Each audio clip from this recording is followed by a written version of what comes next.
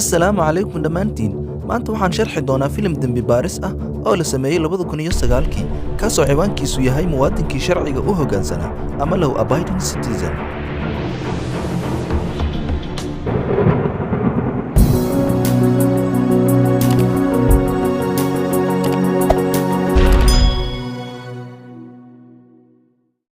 Clyde waa nin injineer ah inantiisu waxay raacday wadadiisii oo waxay u samaysay jijin isagana wuxuu u samaynayaa hooyadeed. Xaaska Clyde ayaa ka codsatay inuu albaabka furo. Markuu furo waa la garaacayaa oo laba tuug ayaa guriga soo gelaya. Waxay xireen gacmaha Clyde oo ay dhaceen guriga. Mid ka mid ah tuugada Darby ayaa ku yiri lama dagaalami kartid qadarta wuxuuna geliyay midi. Darby saaxiibkiis Rupert ayaa isku dayay inuu baxo laakiin waxaa diiday Darby. Clyde waxaa lagu qasbay inuu goobjoog ka ahaado dilka iyo kufsiga xaaskiisa. Marka inantiisa yar soo baxdo iyaduna kama baxsanayso qadartan.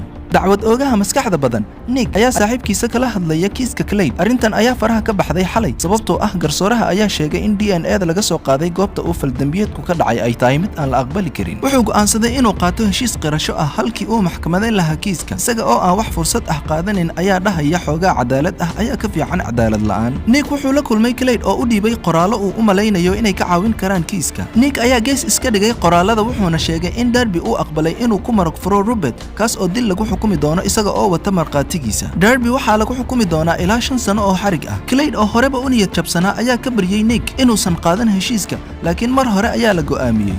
Sidaas ayaa nidaamku cadaaladda u shaqeeyaa maaha waxaad ogtahay ee waxaad caddayn karto. Nick ayaa u sheegay inay guulaysteen iyaga isagoo Clyde wejiga kaga tufaya.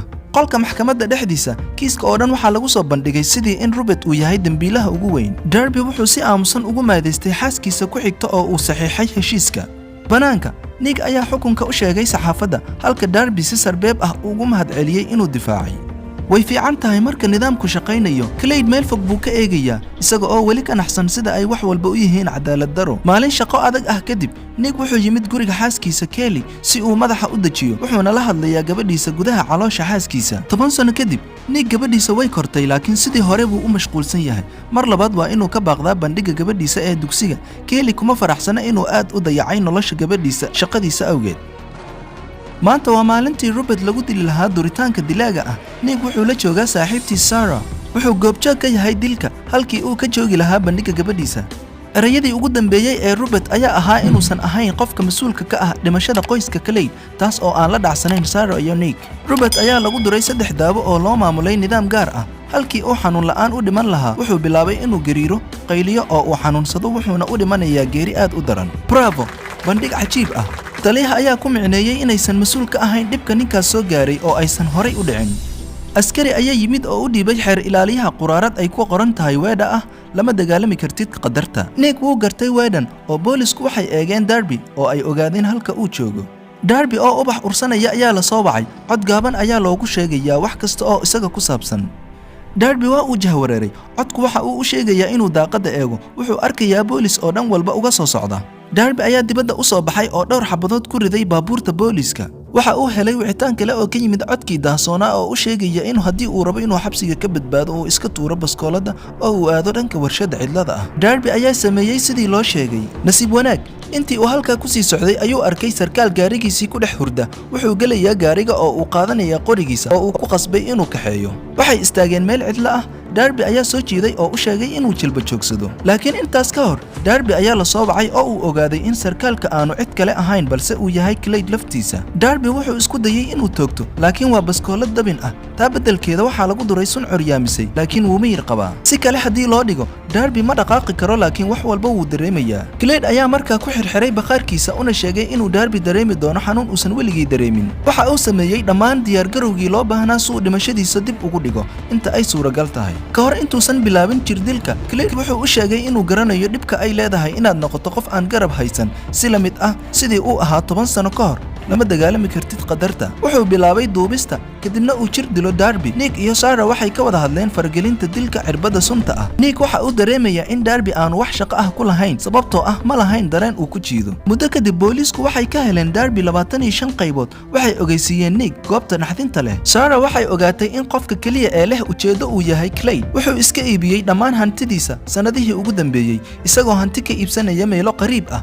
wuxuu kaloo leeyahay bakhaarkii Darby laga helay. guutada booliisku waxay ku sii jeedaan guriga Clay oo si degan isu qaawinaya markuu maqlay seeriga. Waxay ku hareeraysan yihiin gurigiisa. Clayna wuxuu ku qaabilay si diiran, balse wuu qaawan yahay. Waa la xiray oo intii uu baabuurku ku sii socday wuxuu ku yiri Nick hadallo hanjabaad ah. Meesha Clay waxay ka helayaan buugaag sharciga ka hadlaya iyo wargeys la jeexjeexay oo Nick iyo Darby ay isku gacan qaadayaan. Waxay Clay ku xireen qolka su'aalaha ee xabsiga. Nasiib daro wax cadayn ah uma hayaan isaga, waxayna rajaynayaan oo kaliya inuu qirto. Gabadhii Nick ayaa heshay cajalad ay mooday bandhigeeda, waxayna ka baryaysaa hooyadeed inay la daawato, balse way diiday iyada oo sheegtay inay la daawan doonaan aabaheed. Inantii Nick waxay si aamusnaan ah u gelisay DVD-ga, ma aha bandhigeeda, laakiin waa Clay oo jir dilaya Darby. Nick wuxuu hor yimid Clay oo uu damiyay kaamirooyinka tooska ah, wuxuuna ku tijaabiyay ficil yar sidii haddii Clay uu sameeyay wax sax ah.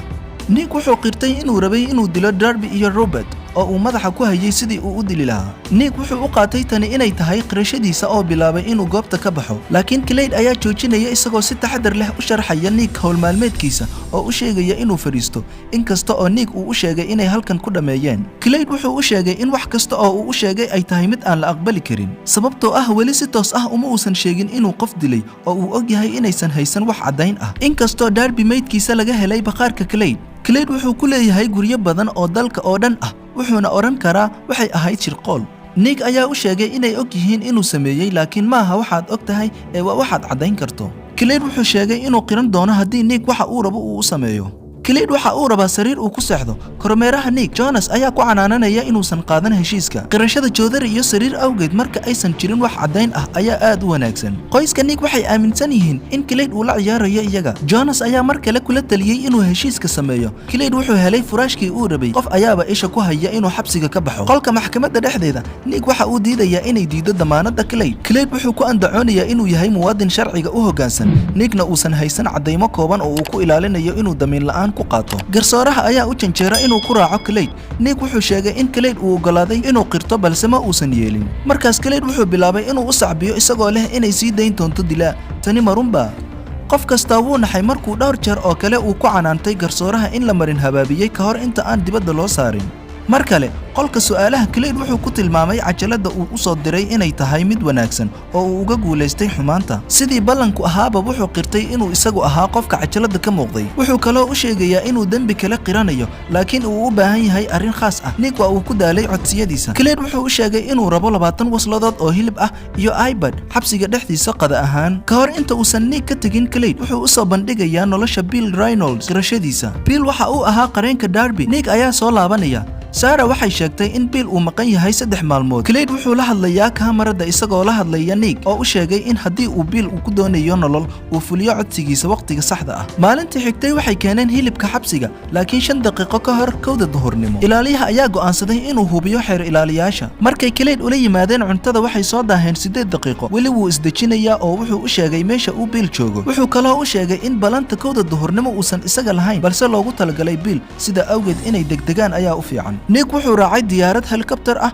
waxay u duuleen goobta halka Clay uu dhageysanayay iPad-kiisa oo uu ku raaxaysanayay hilibka isaga iyo saaxiibkiis oo uu u hanjabay. Sidaa darteed waxay si degdeg ah u noqdeen saaxiibo wanaagsan, balse waxaas oo dhan waa fal uu sameeyay Clay kaas oo laf kala baxaya hilibka. Muusiga ayuu kor u qaadayaa oo siinaya remote si uu uga jeediyo, kadib qoorta ayuu ka gelinayaa. Ilaalada ayaa timid qolka Clay, waadanna wuu xanaaqsan yahay. Nick wuxuu helay Bill oo lagu aasay maaskaro oxygen ah, wuu dhintay. Waxay ku qaadatay 15 daqiiqo inay xabsiga ka yimaadaan. Marka haddii Clay uu heli lahaa qadadiisa, Bill waqtigan wuu noolaan lahaa. Nick wuxuu helay fariin ka timid Sarah oo u sheegaysa in Clay uu dilay saaxiibkii, isla markaana waardiyaha uu u wareejinayo qol kale. Nick wuxuu booqday Clay isagoo weydiinaya maxay tahay macnaha dilka dadkan oo dhan. Clay wuxuu rabaa inuu dadka oo dhan kula xisaabtamo falalkooda. Nick wuxuu siiyay Clay jijinta gabadhiisa, wuxuuna weydiiyey haddii qoyskiisu ay ku faani lahaayeen inuu ku arguto magacooda, laakiin xaaskiisa iyo gabadhiisaba ma dareemi karaan oo way dhinteen. Nick iyo Jonas waxay la kulmeen sarkaal dawladeed oo xog badan ka haya Clay. Wuxuu sheegay in Clay uu yahay farsamayaqaan ku dhashay inuu dadka dilo isaga oo aan isku qol la joogin. Haddii Clay uu ku jiray xabsiga, taasi waxay la macno tahay inuu doonayay inuu halkaas joogo. Maxbuuskii uu qolka ku dilay ma ahayn si aan kala soc lahayn, kani waa gacan ku dhiigle lala shaqeeyo, wuxuuna u soo jeediyey inay raadiyaan cidda la shaqaysa. Sarkaalka ayaa Nick u sheegay sida kaliya ee lagu joojin karo Clay ay tahay inuu u galo qolkiisa oo uu xabad madaxa kaga dhufto, sababtoo ah haddii kale ma joojinayo. maadaama uu beegsanayo qof kasta oo ku lug leh kiiska qoyskiisa isaga oo sii tegaya wuxuu ku dhahay haddii Clay uu doonayo inaad dhimato waad dhimatay. macluumaadkan Nick iyo Jonas waxay u yimaadeen garsooraha waxayna weydiisteen inay ku xadgudbaan xuquuqda madaniga ah ee Clay ayna xadidaan booqashada si loo xaqiijiyo badbaadada qof walba. way ogolaatay oo saxiixtay dukumentiga. telefoonkeeda ayaa soo dhacaya marka ay ka jawaabtana wuu qarxaya. way naxeen. Nick wuxuu ku booqday Clay qolka su'aalo weydiinta ee xabsiga. wuxuu weydiiyey cidda la shaqaysa iyo maxay tahay ujeedada argoosigan. Clay wuu xanaaqay sababtoo ah Nick weli ma fahmin wuxuu ku saabsan yahay. hadduu rabo argoosi wuxuu gowrici lahaa qoyskiisa 10kii sano ee la soo dhaafay. Clay wuxuu siinayaa Nick fursadii ugu dambeysay in la sii daayo 6 subaxnimo ama qof kasta wuu dhiman doonaa. Clay waxaa kaligiis loo geeyey tiro ilaalo ah. Nick iyo Sarah waxay ku kulmeen xabsiga halkaas oo ay ka baarayaan dokumentiyo si ay u helaan wax calaamad ah oo ku saabsan cidda ka caawinaysa Clay dibadda. laakiin nasiib daro Sarah waxay bilowday inay ka shakido inuu go'aankooda ay ku qaateen heshiiska Darby waqtigaas uu ahaa mid sax ah. Nick wuxuu u xaqiijinayaa inuu sax ahaa. shaqaalaha DA-da waxay joogayaan ilaa 6 subaxnimo. dabadeed Nick wuxuu u dirayaa qof walba gurigiisa si uu u nasto. markay Sarah fuushay baabuurkeeda bambooyinka ku xiran baabuurta ayaa qarxaya waxaana ku dhintay qof kasta oo ay ku jirto Sarah. maadaama Clay uu weli xabsiga ku jiro Nick waxa uu hubaa in qof uu caawinayo. 6 sarkaal ayaa la dilay. Nick iyo Jonas waxay la kulmeen duqa magaalada oo aan qiyaasi karin sida nin la xiray uu dhibkan u geysan karo. ilaalo gaar ah ayay u samaysay labadooda. Nick wuxuu qoyskiisa u dirayaa meel nabdoon dalxiis ahaan ha adeegsan kaararka lacagta ama telefoonada gacanta ama wax bixin kara meesha aad joogtaan. marka Nick uu ku soo laabto gudaha ayuu arkay maqaalka wargeyska ee la qaabeeyey taas oo macnaheedu yahay qof ayaa joogay gurigiisa. mar kale iyo xabsiga Clay ayaa loo soo daayay socod waxaana salaamay Nick iyo dambi baaraha. caro darteed Nick wuxuu garaacay Clay balse wuxuu u sheegay inay wanaagsan tahay inuu xanaaqsan yahay kaliya wuu iskululeynayaa. dambi baaraha ayaa baskoolad ku taagay laakiin Nick ayaa ka celinaya. Clay wuxuu u sheegay in waxa Nick uu markhaati ka noqon doono ay noqon doonaan mucjiso. Sarah Jonas wuxuu u malaynayaa inay dhibkan iyaga isku keeneen laakiin Nick weli waxa uu rumaysan yahay inay sameeyeen wax sax ah. laakiin wuxuu bilaabay inuu naftiisa ka shakiyo. markay tageen nin ku labisan dhar madow ayaa kontaroolaya diyaarad aan duuliye lahayn oo military ah oo ku hubaysan qoriga dhashiikaha EMB iyo gantaalada. baabuurtii ayuu curyaamiyey wayna istaageen. gaariga Jonas waxa ooda lagaga qaaday rasaas tirobeel ah wuxuuna qarxiyey baabuurka. maayarka ma rumaysan karo in Nick uu sii daayay arrintan muddo dheer. waxay doonaysaa inay shaqada ka cayriso laakiin si ay u yareyso cadaadiska warbaahinta ee iyada waxay u magacowday qarinka cusub ee degmada. duqa magaalada Philadelphia ayaa soo saaray amar degdeg ah oo lagu xirayo magaalada oo dhan. qofna looma ogola inuu aado meelaha xadidan ee magaalada. Nick wuxuu email ka helay kontaktiga Sarah wuxuu ku saabsan yahay hantida maguurtada ah ee Clay iibsaday. wuxuu helay dhammaan hantida lagu iibiyey Philadelphia 10kii sano ee la soo dhaafay wuxuuna isbarbar dhigayaa cadadka. Nick wuxuu ogaaday in Clay uu leeyahay garaash yar oo aan ka fogeyn xabsiga. isaga iyo dambi baarayaashu way kulmeen si ay u eegaan garaashka. waxay ka heleen dalool dabaqa. waa marin uu Clay qoday oo si toos ah xabsiga u hoosgala. Clay wuxuu u samaystay dalool qol kasta suu u galo waana sababta uu u dilay saaxiibkii qolka gudihiisa wuxuuna ahaa qorshihiisa. dambi baaruhu wuxuu eegayaa qolka Clay laakiin kuma jiro isagoo isoo kaysiiyey ilaaliye. Clay wuxuu dhaafay ilaalada oo uu soo galay hoolka magaalada isagoo u maraya si fudud. dambi baaraha iyo Nick waxay kaamarooyinka ka raadinayaan Clay meel kasta xitaa guriga Nick. isla markaa xarunta dawladda hoose Clay wuxuu ku xirayaa bamka suu u dilo duqa magaalada kaas oo dhawaan qaban doona shirka amniga. Nick iyo dambi baaraha ayaa yimid wax yar kadib. taxadar ahaan waa inay si aayar ah u socdaan si uusan u ogaan Clay inay isaga daba socdaan. waxay ku arkayaan kaarka Clay dabaqa shanaad. qolka shirka hoostiisa waxay ka heleen shandad ay ka shakiyeen inuu yahay bamkii. kooxda bambooyinka ayaa furay shandadii wuxuuna sheegay in bamku uu ku shaqaynayo telefoonka gacanta uuna qarxi karo daqiiqad kasta. qaar ka mid ah wakiilada loo xilsaaray inay la socdaan bakhaarka Clay waxay ogeysiinayaan inuu soo baxay oo ay u baaqeen Nick. Clay wuxuu qalabkiisa la aadayaa marinka oo uu daawanayaa xilliga shirku bilaabmayo. telefoonka gacanta ayuu qabtay oo uu isku xiray qolkiisa. Clay waxaa ka naxiyay Nick wuxuu haystaa qori wuxuuna weydiistay Clay inuu sameeyo waxa saxda ah suu u siiyo wada uu ka baxo. Clay waxa uu weydiiyey inuu halkan u joogo inuu sameeyo hal heshiis oo u dambeeya. Nick waxa uu sheegay inuu ugu dambeyntii ogaaday waxa uu Clay uu isku dayayay inuu u sheego. gacan ku dhiigle lama heshiiyo. Nick wuxuu u sheegay inuusan sameyn kaasi waa go'aan uu la noolaan doono inta ka dhiman noloshiisa. Clay wuxuu sheegay inuu ka xun yahay oo uu wacay lambarka. Clay wuu baxay oo wuxuu u sheegay in noloshiisa inta ka dhiman uu ula jeeday ilaa 25 ilbiriqsi iyadoo dambi baaruhu xiray marinka albaabkiisa. Nick wuxuu dhigay shandadii bamku ku jiray sariirta Clay hoosteeda. wuxuu eegay jijinta gabadhiisa markii ugu dambeysay ka hor inta aanu qolkiisu isu bedelin olol oo aanu qarxin. muuqaalka halkan ayuu ku egyahay. fadlan taabo subscribe iyo like. kulanti dambe oo aad u xiiso badan. mahadsanid.